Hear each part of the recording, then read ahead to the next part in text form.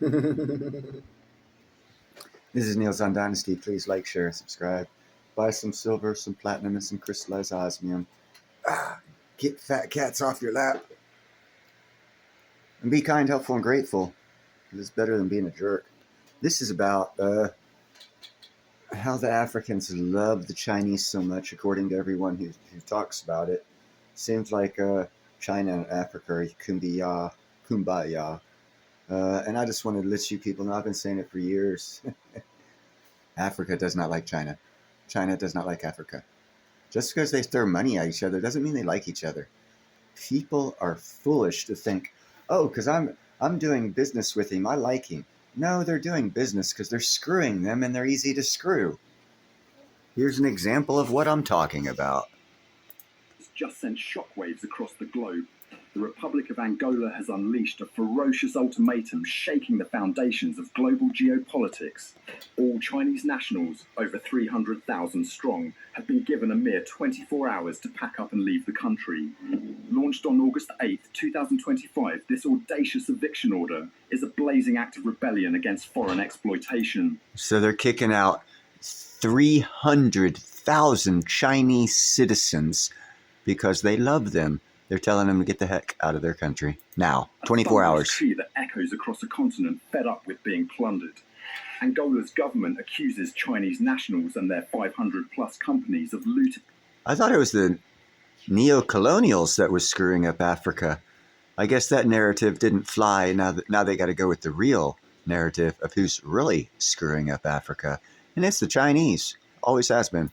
The nation's mineral riches, diamonds, copper, oil, and leaving a trail of environmental devastation in their wake. You came with nothing, and now you exploit everything, roared a citizen in Angola, encapsulating the rage of a nation.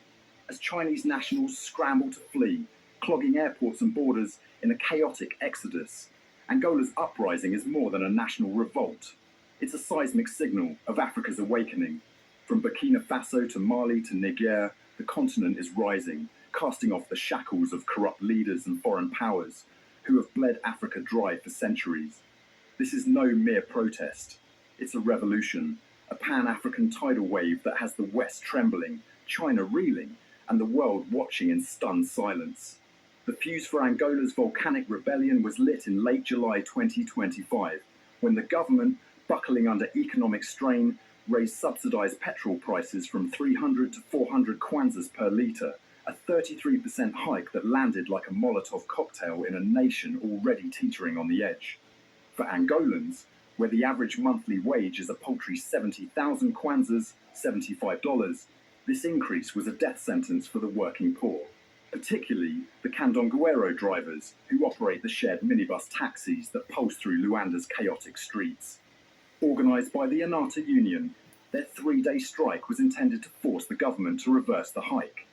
Instead, it became the match that ignited a raging inferno of public fury, transforming a labour dispute into a full-blown anti-China uprising.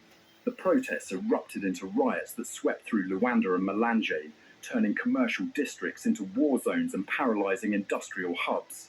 Chinese-owned businesses became the epicentre of rage, with over 90 retail outlets vandalised and 72 sales units of the Chinese-owned Arioa brand looted, according to Ecodema, Angola's commerce association.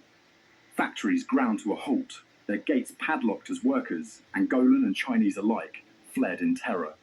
Haunting videos circulating on social media paint a chilling picture. Chinese shopkeepers barricading themselves inside stores, their faces etched with fear as mobs smash windows, torch shelves. The violence has claimed at least 5 lives, injured 200, and led to over 1,200 arrests, leaving a deep scar on the nation's psyche. The chaos triggered a frenzied exodus of Chinese nationals, estimated at over 300,000 by the South China Morning Post. Luanda's airport became a scene of pandemonium, overbooked, ticket prices soaring to thousands of dollars, and desperate families clamoring for seats. Chinese embassies issued urgent evacuation advisories, urging citizens to flee by any means, air, land or sea. Some sought refuge in heavily guarded compounds, while others braved treacherous journeys to neighbouring Namibia, Zambia, or the Democratic Republic of Congo. The psychological toll is staggering. Angolan communities are gripped by anger and mistrust, while Chinese residents live in fear, their dreams of opportunity shattered. This is not just a policy shift. It's a visceral, earth-shaking rejection of a system that has allowed foreign powers to dominate Angola's economy, while its people scrape by in abject poverty. Angola's uprising is not merely about fuel prices. It's a revolt against a decades-long stranglehold by foreign powers. You notice how they say a decades-long power struggle by foreign powers, but yet they specifically state they're kicking out Chinese. It really kills the Africans to say that the Chinese are the problem, not the white man, because that narrative is so overran, and it's a basic lie to begin with. But it's a a turning point. Maybe the Africans are waking up to where maybe the white guy wasn't so bad. It's everybody else. But we shall see, because we pick their corrupt leaders, and we vote for them, and we do everything for them. So we're still a bad guy. I'm sure of it. You guys have a nice night.